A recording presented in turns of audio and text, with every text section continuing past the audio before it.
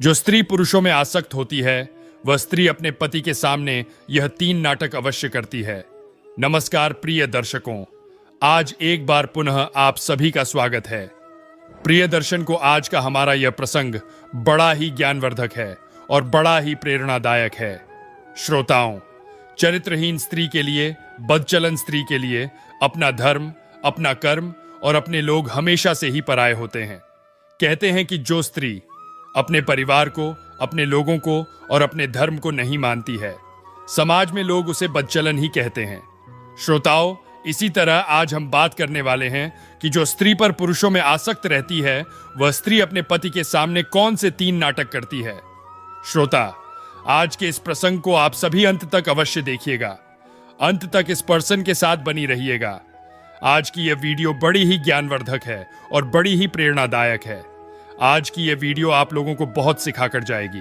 साथ ही श्रोता बंधु, अगर आप इस चैनल पर मेहमान बंधु बनकर आए हैं तो चैनल को सब्सक्राइब अवश्य कर दीजिएगा, क्योंकि आपका एक सब्सक्राइब हमारे लिए काफी मायने रखता है। आपके सब्सक्राइब करने से हमारा मनोबल बढ़ता है। साथ ही श्रोता बंधु, आप केवल हमारे दर्शक ही नहीं, आप हमारे परिवार की तरह हो और आपके एक सब्सक्राइब करने से हमारा परिवार बढ़ता है। इसलिए चैनल को सब्सक्राइब अवश्य कीजिएगा। साथ ही प्रिय बंधु, अगर हो सके तो इस ज्ञानवर्धक प्रसंग को आप अपने मित्र बंधु तक अवश्य शेयर कीजिएगा, ताकि उन्हें भी इस प्रसंग का लाभ प्राप्त हो सके। श्रोता, आइए जानते हैं। श्रोता बंधु कहते हैं कि जो प्रेम होता है, प्रेम के भीतर कभी भी उम्र नहीं छिपी होती है। कहते हैं कि जो सच्चे प्यार करने वाले होते हैं वे न तो उम्र का लिहाज करते हैं, न ही धर्म का लिहाज करते हैं और न ही अपनों का लिहाज करते हैं। श्रोता, इसी तरह एक बार की बात है, एक नगर में एक बहुत ही धनी सेठ रहता था। श्रोता बंधु, वह सेठ करीब अपनी 60 वर्ष की आयु को पूरा कर चुका था, यानी कि वह आधा वृद्ध हो चुका था। अपने जीवन की आधी आयु को वह सेठ जी चुका था। सोता इसी तरह इस उम्र में भी सेठ का विवाह नहीं हुआ था, परंतु सेठ चाहता तो अपनी बेशुमार धन दौलत की वजह से कहीं से भी विवाह कर सकता था। परंतु श्रोता बंधुओं कहते हैं, ना कि मनुष्य का भाग्य और दुर्भाग्य से विधाता ही लिखते हैं, जो विधाता लिखते हैं वही होकर रहता है। श्रोता, इसी तरह आधी वर्ष पूरी करने तक भी उस सेठ का अभी तक विवाह नहीं हुआ था।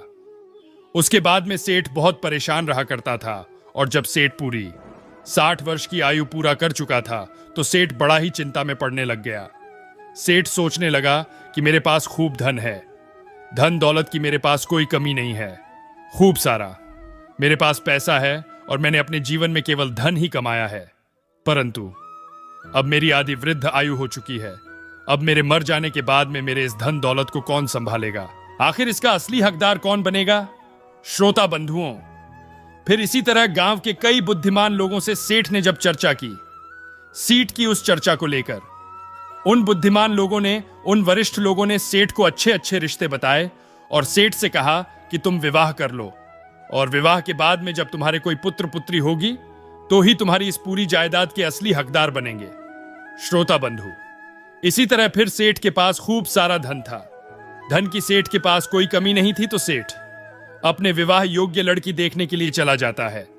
श्रोता, जब लड़की के घर सेठ जाता है और अपनी वधू को देखता है, अपनी पत्नी को देखता है, तो सेठ की पत्नी करीब 20 वर्ष की एक नई युवती, एक स्त्री थी, एक लड़की थी।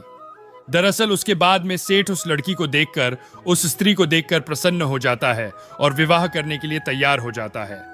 श्रोता, फिर इसी तरह उस युवती स्त्री का विवाह उस वृद्ध सेठ से कर दिया जाता है। प्रिय दर्शन, उसके बाद में उसने युवती लड़की से विवाह कर अपने घर ले आता है। जब सेठ अपनी पत्नी को अपने घर लेकर आता है तो दूसरे दिन ही सेठ अपनी पत्नी को अपने घर की सारी जिम्मेदारी सौंप देता है। श्रोता, फिर इसी तरह जब रात्रि का समय होता था और सेठ जब अपनी पत्नी के पास समागम करने के लिए जाता था तो उसकी पत्नी उसे आस पास भी नहीं रहने देती थी, क्योंकि वह वृद्ध था और दुरुस्त। दोस्तों, कहा जाए तो उस सेठ की उम्र उस युवती लड़की के पिता के समान थी, और देखा जाए तो यह एक पाप के समान ही है। श्रोता बंधु, उसके बाद भी जब सेठ की वृद्ध आयु को देखें, वह स्त्री पूरी तरह लड़े ढा जाती है तो वह उसी के पास वाले एक सेठ के लड़के से प्रेम कर बैठती है।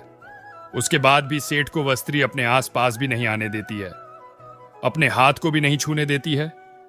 और जैसे ही सेठ रात्रि का समय होता और सो जाता है तो वह अपने पति से सेठ से झूठ बोलकर और उस सेठ के लड़के से मिलने के लिए चला जाया करती। श्रोता इसी तरह काफी दिनों तक चलता रहा। सेठ ने भी कुछ नहीं कहा क्योंकि सेठ अपनी उस पत्नी को खोना नहीं चाहता था। सेठ बार बार इस चीज को सोचता था कि मेरी आधी आयु बीतने के बाद तो मेरी भी शादी हुई है, और अगर यह भी कहीं मुझे छोड़कर चली गई तो लोग बातें बनाएंगे, लोग मुझे जीने नहीं देंगे, लोग मुझे ताने मार मार कर ही मार देंगे। लोग कहेंगे कि खूब धन कमाया, खूब नाम कमाया, परंतु संतान नहीं कमा पाया। श्रोता इसी तरह सेठ से कुछ नहीं कहता और उसकी पत्नी सेठ की पत्नी रोजाना नए नए वस्त्र खरीद कर लाती। सेठ के कमाए हुए धन को खूब उड़ाती श्रोता। फिर जैसे ही सेठ अपनी पत्नी की लगाम कसने को करता, अपनी पत्नी को थोड़ा भी डांटता, तो सेठ की युवती स्त्री, वह पत्नी उसे उसकी वृद्ध अवस्था का बार बार हवाला देती और उससे कहती कि अब तुम्हारी वृद्धावस्था हो चुकी है, तुम मेरे लायक नहीं हो, परंतु मैं तुम्हारे इस वृद्धावस्था में भी तुम्हारा साथ दे रही हूं। यही बहुत बड़ी बात है। श्रोता उसकी बाद में सेठ अपनी पत्नी से ही बहुत परेशान हो चुका था। श्रोता बंधु, उसके बाद भी सेठ एक दिन जब अपने नगर में घूमने के लिए जाता है तो उसको उसके कई सारे वृद्ध मित्र मिल जाते हैं। जब सेठ को सेठ के मित्र मिलते हैं तो सेठ के मित्र सेठ से कहते हैं कि अरे भाई, तुम्हारी अभी अभी नई शादी हुई है, तुम्हारा अभी अभी विवाह हुआ है, परंतु तुम्हारी पत्नी तो रोजाना रात्रि को उस सेठ के बेटे के पास आती है। तो भाई आखिर ऐसा क्यों हो रहा है? प्रिय बंधु, उसके बाद में सेठ उनके पास और देर नहीं रुकता है। सेठ अपने मित्रों की इस बात को एक ताने के समान ही मानता है। उसके बाद में सेठ जैसे ही अपने घर आता है, अपनी पत्नी को देखता है, तो सेठ अपनी पत्नी से साफ शब्दों में कह देता है कि सुनो, अब मुझे तुम्हारे साथ नहीं रहना है और मैं चाहता हूं कि अभी और इसी वक्त तुम मुझे छोड़कर अपने घर चली जाओ, अपने पीहर चले जाओ। मैं जैसे पहले था मैं वैसे ही अब भी रह लूंगा।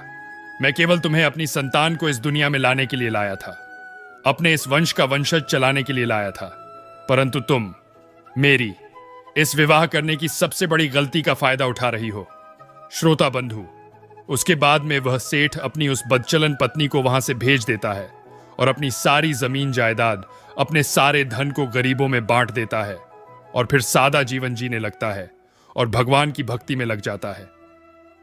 श्रोता वह बात करते हैं कि जब स्त्री गैर मर्दों से समागम मनाती है, गैर मर्दों से आसक्त होती है, तो अपने पति के सामने, अपने परिवार के सामने कौन से 3 नाटक करती है।